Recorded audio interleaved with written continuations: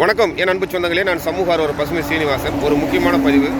மத்திய அரசு அவர்கள் ஜாதிவாரி கணக்கெடுப்பு நடத்துவோம் என உத்தரவிட்டுள்ளார்கள். குறிப்பாக மக்கள் தொகை கணக்கெடுப்பு பண்ணின் போது ஜாதிவாரி கணக்கெடுப்பு நடத்துவேன் என்று கூறியுள்ளார்கள். இது முற்றிலுமாக வரவேற்கிறோம்.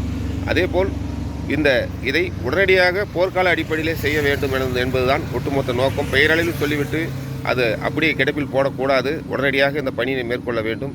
அதேபோல் இந்தியா முழுவதும் ஜாதி சான்றிதழை ஆதார் அட்டையுடன் இணைக்கும் பணியும் கையோடு மேற்கொள்ள வேண்டும். காரணம், பல பேர் போலியான ஜாதி சர்டிஃபிகேட்டை பயன்படுத்தியிருக்கிறார்கள்.